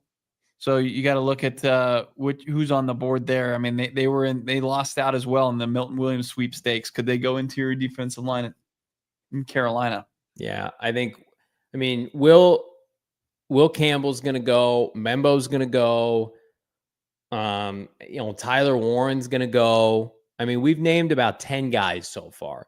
So Yeah. let's fast forward to the Chicago Bears, and let's just pretend, I think you got to get to pick 16, and one of the following players, in my opinion, needs to be there. Jalen Walker, Shamar Stewart, Michael Williams, Kenneth Grant, James Pierce Jr., Derek Harmon, Walter Noland. I mean, what I named, just 7 guys. I didn't even include, Will Johnson as a fallback. Yeah. There's too many good defensive players that are just going to be there by process of elimination. Yeah. I mean, from Jalen Walker, Shamar Stewart, Michael Williams, Walter Nolan, James Pierce Jr., Kenneth Grant, Derek Harmon. You could even throw a tackle in there like Josh Simmons. You're going to have a pretty good selection here. And that's even with maybe you could get a tight end, maybe 2 in the top 15. You get a wide receiver in there, maybe 2. Get 2 quarterbacks in there. There's enough teams in there that are going to be staying away from the position groups that you're going to be eyeing, and it's deep enough to where you're going to be able to really have a solid selection of guys to take from. I just want to count real fast guys who we think are top 10 picks right now. Travis Hunter, Abdul Carter, Mason Graham, Ashton Jeanty, Will Campbell, Membo, Shedeur Sanders, Cam Ward. There's 8. So you're halfway there, guys, that the Cardinals aren't going to take. Mm-hmm. So then you're telling me we need a mixture of Tyler Warren, scrub dirt, safety, Malachi Starks. He's a good player. Let's get, Kelvin Banks Jr. Let's throw him up there. Right. Let's mix in. Maybe Will Johnson goes above you. I could see that as a potential. So, I mean, you got maybe Jackson Dart. You got some cachet. The Cardinals will have options. I don't think we need to go abandon ship like it's Jihaad Campbell. He's the best player available. I don't think that's true, guys. Yeah. And even with our draft analyst himself, Fran Duffy, I feel like he hasn't settled on a team yet. Where he's also covering this thing for the Broncos, who are at 20, where he feels pretty confident. They could go with one of the tight ends or one of the wide receivers there, maybe one of the running backs. Where the Cardinals, I don't think it's that crazy. I think you really kind of hone in on the defensive front guys. Obviously, take out the top two prospects and Mason Graham and Abdul Carter, and you're in Travis Hunter too, as far as the secondary, and then you can start to kind of just see how those dominoes fall. And I'm sure Monti Ossenfort is we've heard in the last two drafts. I mean, he's a guy that goes through every scenario over and over again. And he's going to be in a position to make sure they get somebody that's going to make an impact at 16. This is where, and we've talked about this before, Brett Brennan really hurt this program and this show for tanking T-Max draft stock, that we now have to entertain Tedero McMillan, Damon, dropping out of the top 15, potentially the back half of the first round because of his Hawaiian shirt wearing head coach. Do you care to comment on that? As I said, last week to you, Johnny, I'll reiterate the same statement. If T-Mac finds himself on a playoff team with a solid coaching staff in place and a good organizational structure, that's better for us. T-Mac stands in the long run. Sure. And absolutely, we're just gonna take it as we go and let the chips fall as they be, Johnny. Yeah, I mean, just completely overlooking where his bread is buttered, and it's the Arizona Cardinals and what's best for them, not your T-Mac fandom. I had a bad case of loser denial before myself, Damon. So what how does that not benefit the Cardinals? Yeah, we needed T-Mac. To go in front, top 10 to push other players down. I got people asking me, T-Mac, good value to pick 16. Let's not do that. I still think he's going to go higher than that, but I could be wrong. I find it hard to believe that no team in this range here is going to want a wide receiver. I guess that's not the right one. In this range, like you don't think the Cowboys need a wide receiver? Yeah, they do badly. Yeah. Saints do, Panthers do, Jets do. The Panthers do very badly. Raiders do. Raiders need one. I mean, you can't sell me on Jacoby Myers. Yeah, but the Raiders are taking Jeanty. Jeanty's going to be like their offense. Jeanty's going to be Bowers and Jeanty. Yeah, that's electric. Electric factory. What's Carolina have at the receiver position? Leggett. Thielen and my guy from last year. 97-year-old Adam Thielen. Who'd they take last year that I liked more than you guys? Leggett. Yeah. Leggett, whose routes are a little sloppy. They're a little sloppy sandwich there. Sloppy Joe, but the Colts could use one too, potentially. Yeah, I think they don't have a quarterback. They have nothing. You wouldn't want that. See, I don't want that evil for you either. Like, I don't want him to go to the Saints. I don't want him to go to the Colts where he's just stuck in quarterback purgatory. I say it every year to you guys, but when we walk through Indianapolis and we see Lucas Oil Stadium and their main player that they showcase to us is Kenny Moore on their stadium, I feel bad for Colt fans in the place that they were not 15 years ago with Peyton Manning. And Andrew Luck, and it's like you were the belle of the ball, and now sold your soul. It's funny too. Like we're gonna have a mock draft later this week. And it's not gonna be one that I can sabotage, but the three of us are gonna go through all 32 picks in the first round, and we're gonna rotate by thirds every other pick. Bo, Damon, and myself, and we're gonna break all this down. So again, if you want to see our thoughts 1 through 32, we haven't decided what day we're gonna do that on. But it will be later this week, probably Thursday or Friday. We got our guy Fran Duffy on Wednesday. Keeping the super chats coming here. Bees $2. Do you believe Bowen Owen Papo at middle linebacker? The upside is there. Yeah. I mean, he's the guy. He's the freak, right? He was one of the more athletic linebackers of his draft class. But I think it's more than that. It's as far as the upside. It's something he needs to tap into. His development. And we saw like a flash when Damon and I covered practice in Indy. He really kind of had he had a pick 6 against Anthony Richardson, and that didn't age very well because Anthony Richardson turned out to be a bum. And we didn't see much of Owen Papo this season, at least not consistently. And they will go out there and they get Akeem Davis-Gaither. So I don't think that the Cardinals are going to rely on the upside of Owen Papo but he'll have a spot on this roster. I think he's going to be a guy that's going to continue to play little teams. And he'll play some snaps on the defensive side, but he won't be a consistent, starter snaps guy. Here's what I'll say about Owen Papo and the rest of that room of the guys who've been here. And this is why I feel for Kyzir White. Let's see what Owen Papo can do with a real defensive line. Let's see what some of these guys can do when your defensive line can win with 4 and that flexibility and freedom that will give you. I think I'm with Bo, though. I think he's got some limitations, and I think his opportunity was really last year, and I think he's just kind of a special teamer. $5 from Josh. Got to draft D-tackle or edge at 16 and 47. Inside linebacker and corner are talking points, but let's be real, this draft is a loss if they don't take DT, OT, and edge. 1,000% agree. If those are the only positions they drafted, Josh, across all 7 rounds, no issue with it. Somebody get into our mentions today. I think they tagged you as well, Johnny, where they're like, you guys are missing the point. Like, the strength of this draft is defensive line and edge. That's where you take like tackle. And I'm like, what are we talking about? What kind of logic is that? It's just like you would have said the same thing, like why you don't take Marvin Harrison Jr. because it's a deep wide receiver class. No, like you would get the best crop of defensive linemen in that position-rich draft. Yeah. Help you bolster a weakness of yours immediately. Like taking a guy, like, sure, you're going to miss out on Mason Graham. You're going to miss out on Abdul Carter. But the guys behind them are going to be guys that are going to be NFL caliber starting edge rushers and defensive linemen. And that's what the Cardinals have lacked for far too long. Why would you mess around with it, rolling the dice on who you could get more as like a developmental? I think you see guys that project to be NFL players at those positions, but they're not like plug and play like the guys at the top of this draft are. EK66, our newest diehard, $5. Thank you, sir. Offensive tackle or D tackle in the trenches. That's where this game is won.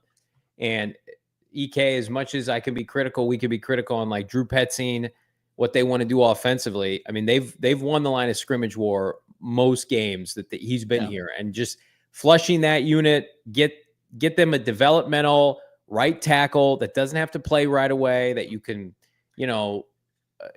gear them up and ready to go in 2026. There's a reason that they're using, top 30 visits on some guys that we feel like are probably more second or third round right tackles. I just, if a great one, if a Membo or a Will Campbell fell to you at 16 or you traded up, so be it. I don't love the value of pick 16. I just feel like Josh Simmons is probably a trade down candidate at best for this team.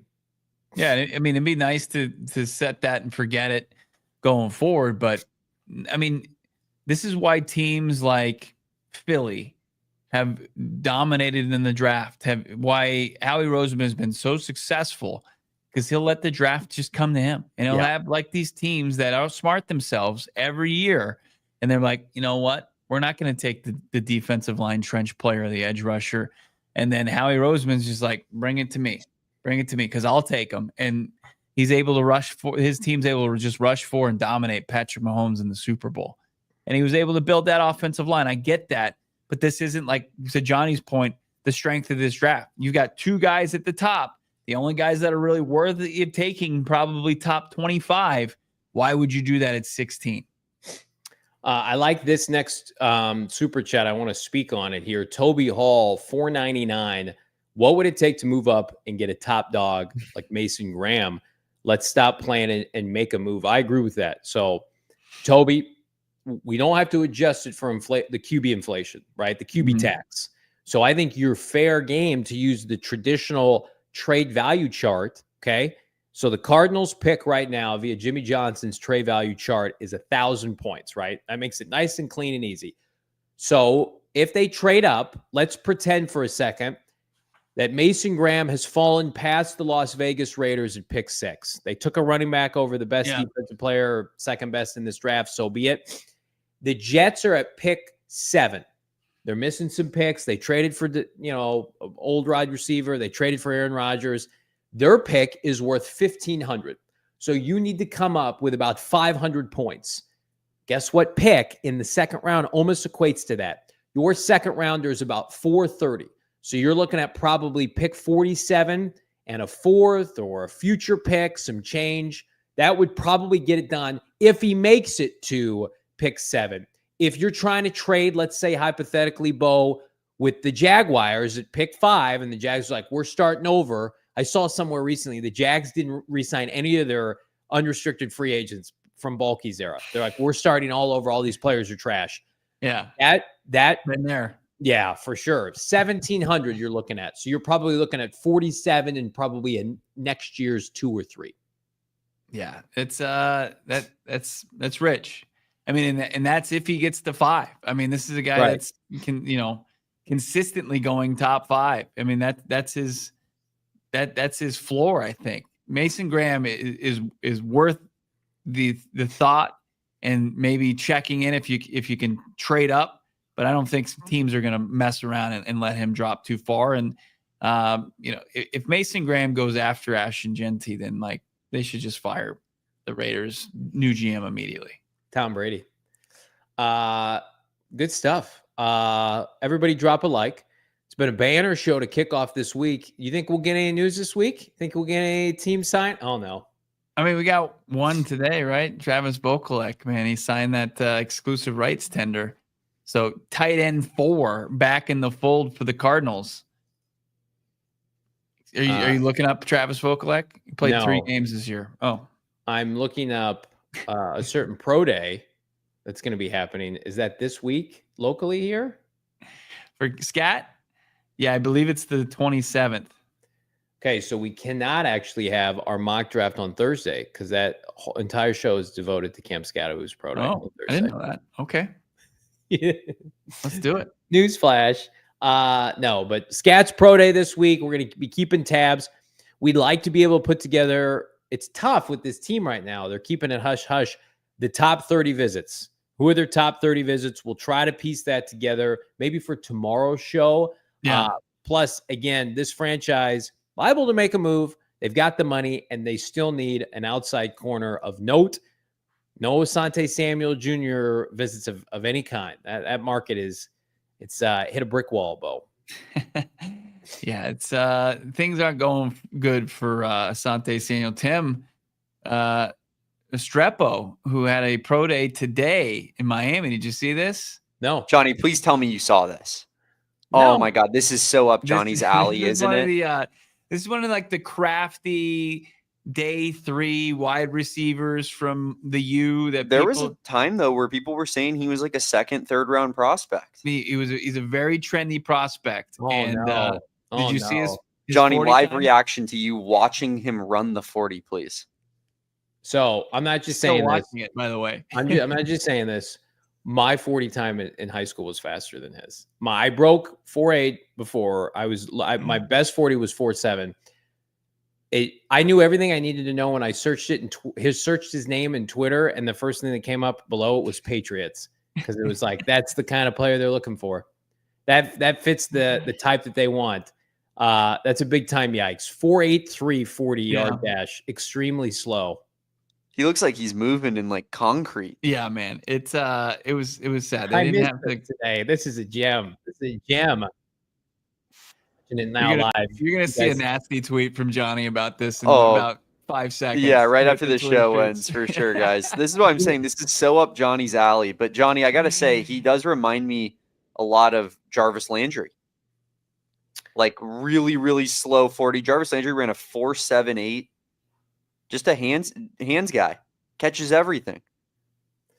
I don't know. This dude, I think this guy, he reminds me of USFL, maybe. That's what Xavier Restrepo. Yeah, he is. You are going to be watching the USFL and then like the next 5 years and like, oh, I remember this guy.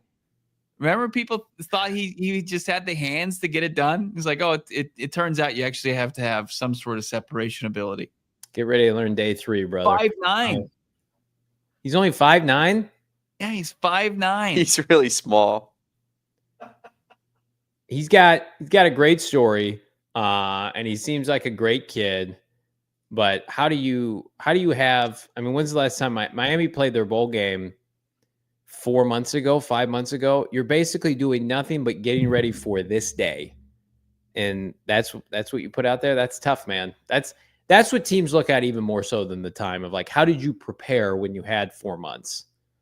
Dana says he separates on film. Not sure what the deal is with 40 times. Well, I mean, like, I don't know if it's a stretch. You love those ACC defenders. It's perfect time to talk that side of the ball in your favorite conference. It's funny you bring that up, and it's like, well, yeah, these are the kind of players they're going up against. We're talking that would make me nervous on Cam Ward. It's like this is the kind of ball they're playing down in the ACC. Some of us, prefer to watch real college football, but Cam Ward lost like 6 of 7 down the stretch for Washington State last year, but I digress. Everybody has the Cam Ward amnesia. Yeah. Like, I thought it was hilarious that Johnny just was like, Restrepo is a great kid. Like I obviously know a lot about him personally. He's a great kid. Did you just find that out? Like, what did you see? Was there a tweet and it's like, feel good story, Xavier Restrepo? No. I didn't put two and two together. It's been a while since I've heard that name. And then I don't root for kids to perform poorly, but that was certainly did. That was tough to watch. That to me, that looks like a guy who's not going to be drafted in the NFL. Like a team's not going to use a draft pick on a guy that's the hype train will go off the rails if he gets drafted by Sean McVay and the Rams. Restrepo, they'll be like, oh my God. What are his? And he'd probably be unreal for them if we're being completely honest with ourselves. What were his numbers at Miami? I mean, yeah, they were pretty good. Really good, Johnny. 1,100 yards, 16. He's the all-time leading receiver, I believe, in Miami football history. Well, I think he was a starter for 2 years. Is that possible? Andre Johnson, Reggie Wayne. Oh man, we got Xavier Restrepo and his 4.83 speed. Yes. He's the all-time leading receiver. It is Xavier Restrepo, Santana Moss, Reggie Wayne, Michael Irvin, Lamar Thomas. Wow. How about that for a top 5? Reggie Wayne, friend of this program. Maybe not. Our guy Fran Duffley says he's a slippery athlete with middling speed. You never want to be described as middling, really anything. He has the record by 300 yards, too. Like, it's not even close. How do you do that as a 2-year starter? He must have been getting... No, obviously, let's get some reps. I think we're gonna look back at Cam Ward and Restrepo and these guys that played for Miami the same way we looked at Geno Smith and Tavon Austin for that West Virginia game, where people are like, "These are Tavon Austin's his YouTube." They were dumb. They were dirty. But it's the most electric thing on the internet. You boys want to watch that after we get off? We should. But it's like that's watch. It's like, can you name a defender they went against that year for West Virginia? Can you name an ACC defender? I don't care to. Like, call me when you're playing. Isn't that Pat White anyway? I think you're giving credit to Geno. I think it was Pat White. It was Geno? Maybe not. It was definitely Geno, Stephon Bailey, Tavon Austin. Pat White was with Rich Rod. How about that, Bo? Ball knower, ACC ball knower, me.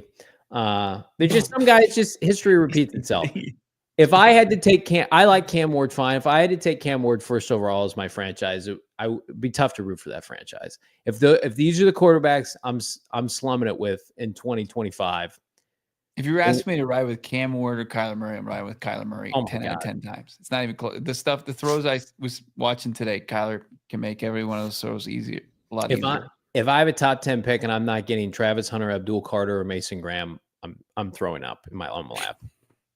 If I have to talk myself into one of these tight ends or a running back or one of these quarterbacks, I guess I like the tackles. I don't think they're good enough, as good as the tackles from last year with Joe Alt. I don't think they're as good as Paris were as a prospect, but you're the Saints of the world, the Jets of the world, the Bears of the world, at the bottom of this top 10. That's a cold, dark place in draft hell for those franchises where I have to watch CHGO put together shorts about Ashton Jeanty as just a magic elixir. It's like, no, bro, that ain't it. That ain't happening. Who is it? Ashton Jeanty versus Mason Graham? Was that the argument, that short that I watched? Was it Will Campbell or Mason Graham? Maybe it was Will Campbell. I think it was Will Campbell because Fran was telling us the stuff on Will Campbell. It's like you just say, okay, that was fun to think about Ashton Jeanty, but we're a grown-up franchise now. and we're going to take Really a not. franchise left tackle. I mean, Ashton Jeanty. The problem with Ashton Jeanty is I'm not convinced anybody watched him play. No one watched his games. They were all late at night. We were all watching real games, and then they would cut away, and he'd have like a 75-yard run. Be like, oh man, that guy's awesome. No one watched him. Here are the games that he played, real quick. Things are getting gross on this show. Okay, week 1. Don't even know this university. Georgia Southern. They played Georgia Southern week 1. He did light up Oregon. Okay, 192, but it was a blowout. That wasn't a blowout. It was a 3-point game. That was an uncharacteristic game for Oregon. Next game, Portland State. Okay, Portland State. Washington State, which is basically regulated to 1AA now. Utah State. Look at this conference. Look at these teams. Hawaii, UNLV, San Diego State, Nevada, San Jose State, Wyoming, Oregon State, which is trash now. And then they played UNLV and they played Penn State. And against Penn State, he averaged 3.5 yards per carry. Adrian Peterson was dominating everybody in a real conference. Saquon Barkley, real conference.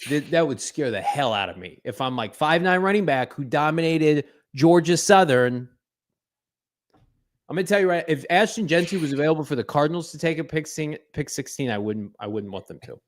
How about that? I don't think that's a hot take. We are this podcast, and Damon, you can chime in if you feel differently, is staunchly against first round running backs. I am, but I find myself like getting talked into it. Oh no. Like often. who? Like this draft class or when? I don't know. Like there's like the Zeke pick, for example. That just felt like a home run from the jump for the Cowboys. And it kind of was. He was unbelievable really in his rookie contract. I feel like, if the Cowboys got Jeanty for some reason, I would feel like the vibes there are like he's going to be great. I don't know. Saquon, I didn't hate that pick. The running back market, it's rallying. I'm happy. I love the running back position. I just watched Jeanty's going to be like former back yourself, of course. Yeah, that's right. I know the position well. I understand it's not good draft strategy. I will say that. Right. It's just I watch these guys play and I'm like, oh man, wouldn't it be awesome if he was on my favorite team? And then Najee Harris stinks in the league, and you're like, he'll be good with. Oh my God, thank God we didn't. Is the main reason why you don't do it when you're an organization that's always picking in the top 5 to top 10. It's fair. Just you can't do it. You just can't do it.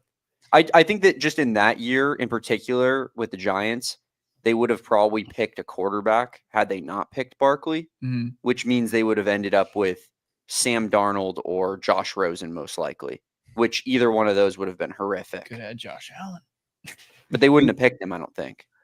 It'd be great if the Giants overcorrect and take Jeanty. No, they lost Saquon. They're just like, whatever. We'll just take Ashton Jeanty. See, guys, everything's fixed.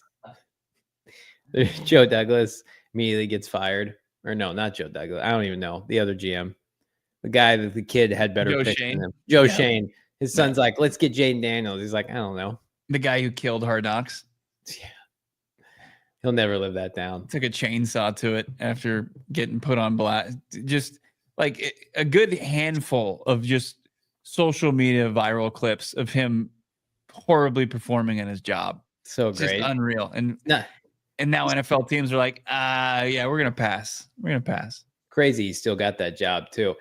Tim saying I would have taken Christian McCaffrey in 2017 if he was still there. Well, Cardinals were picking 13, better value. Fournette, playoff Lenny was bad for the Jags. Cards Kingdom is right. He's right. The Cardinals were in on Najee Harris. And that's a good example of exactly what I'm talking about. They would have taken him. Zaven was going to go to the Raiders. Gruden wanted Zaven Collins. So Keim took him. But the Patriots also like Zaven if they didn't get Mac Jones. Najee Harris would have been. I think he's going to be good for the Chargers, but that would have been a horrendous Keim pick. It would have been so bad. I think tells me that he's going to be good for them. I don't know. I trust old Jim. We just need to say out loud, like running backs, safeties, off-ball linebackers, go away. Stay away from them. Don't take them in the top 20. It's not worth it. Cardinals, listen up. Smarten up. Edge, tackle, corner. Defensive tackle. Yeah. Wow. To the conversation earlier, though, how great would it be if Jeanty went 6th and like Hampton snuck his way Oh, top my 15, God. and we got 2 backs off the board in the Huge. top To your Dolphins, Damon? Come on, bro. Don't wish that evil on me. He's not fast enough for them. They would take Jeanty though if he was there. Hampton, like you would be all in on like Hampton or a Jeanty. Like you would talk yourself. Oh, You would draft they him would first draft round of Jeanty, and Marvin. I'd be like, the Dolphins are moving A-Chain to slot receiver. You guys just don't understand. It's the revolution of the NFL. And yeah, I'd be talked into it in about a day. all the when we were in- motion, man, it's unbelievable. When we were in Miami for that game, the Cardinals could not tackle Achane. They put 4 or 5 guys on him, and then they just stopped giving him the ball. He can manufacture yards. It would be so Miami Dolphins to just take another back then. Well, he is like a better pass catcher than he is a running back. So there's a lot of people that think he should move to receiver, interestingly enough. I think the Miami Dolphins should probably draft an offensive lineman to protect their quarterback, who is, I don't know, prone to concussion. Yeah. Or a D lineman. They employ 1 D lineman on the roster right now. I know we're going long. It's so great that Bear fandom, I don't want to keep ripping on our friends at CHGO. I don't put them in this category. Are just like, we acquired a bunch of old interior offensive linemen. Everything's fine. Problem solved. We can take a 5'9" running back from Mountain West or wherever the hell he plays now. Timbuktu. Even the most logical, level-headed guys that I've met in Adam Hogue is like, I couldn't believe it. Kind of love it. Kind of love it. It's like, guys, is nobody can anybody prevent this from happening to themselves? There's going to be the temptation to take a running back, and everything that you've watched, all the horror show that's been your life as a Bears fan, has happened because you keep on like accepting that those are good moves. They're not good moves for your organization. That's exactly what I'm talking about, though, Bo. Where it's like, I know that those guys know football. Oh yeah, and I feel like not to toot my own horn, I feel like I know football a decent amount, but I just talk myself into these running backs. I'm sitting there and I'm like, I love Ashton Jeanty. Right. He's a football player. No, because I'd be the same way. If they took Jihaad Campbell, I would be.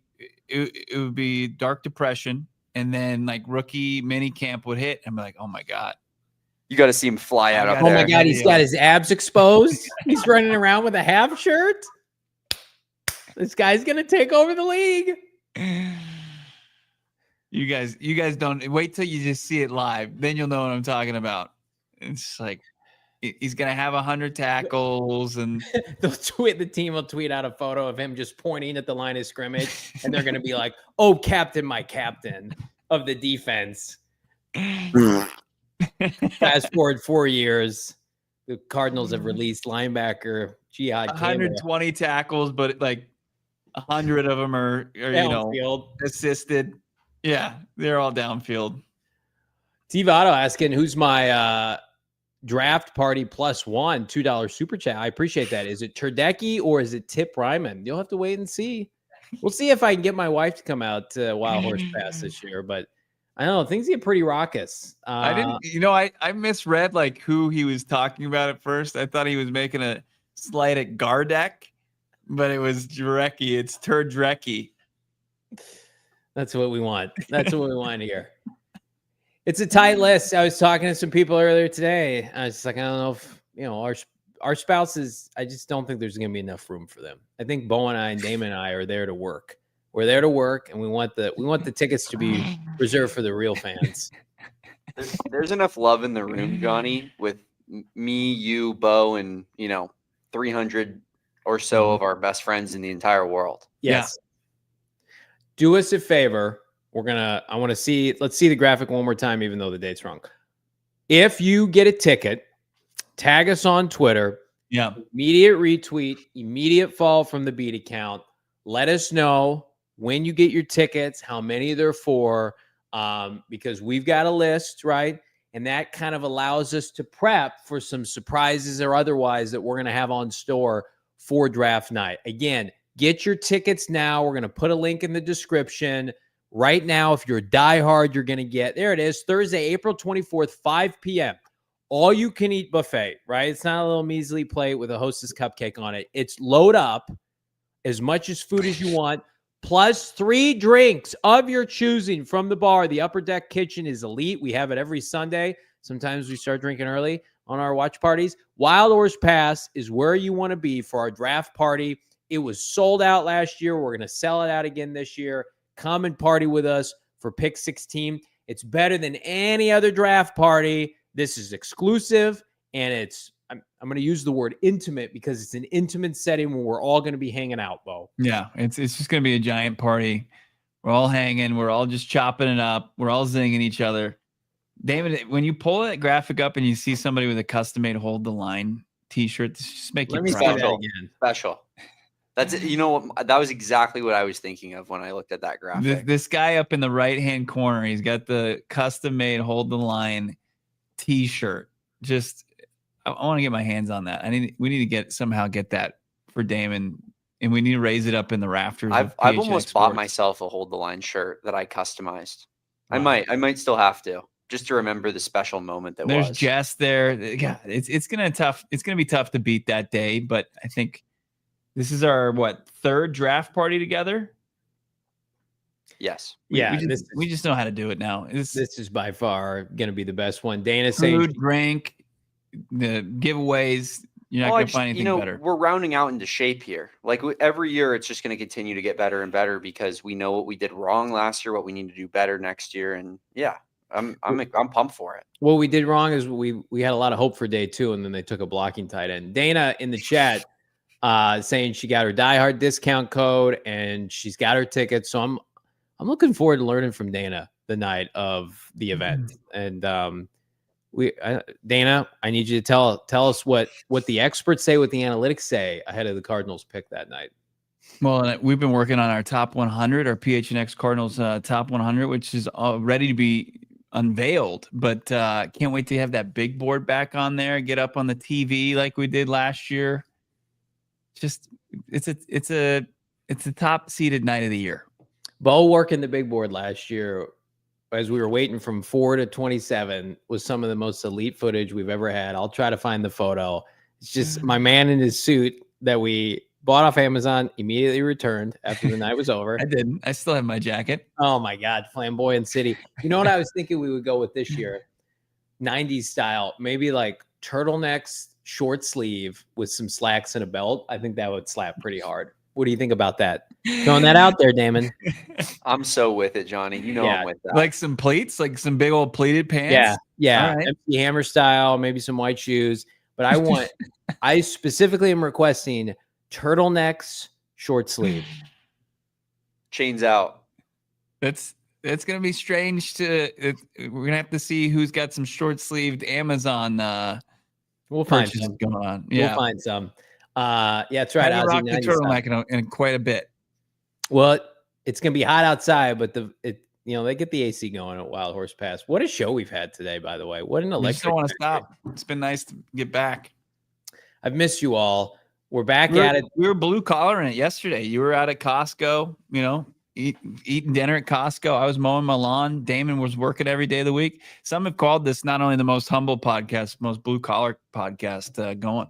I was with my son, who's now being referred to as Huddy the Goat. We were eating Costco food together. People think it's a bit. No, man. I eat $1.50, $2 pizza slice, hot dog.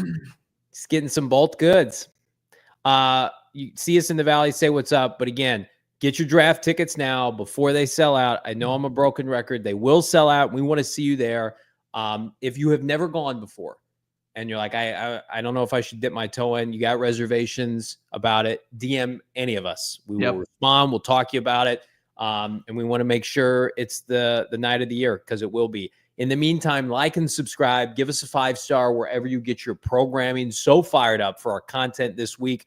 Fran Duffy right around the corner. Mike Garofalo is going to join us again before the draft, potentially multiple times. So if there's questions you guys want, hit us up. Drop us in the comment below. Give us your best argument for or against taking an off-ball linebacker in the first round. We'll hear you out. In the meantime, for Bo, Damon, I'm Johnny Venerable. We'll see you on Tuesday. Peace. We all silly like the mayor.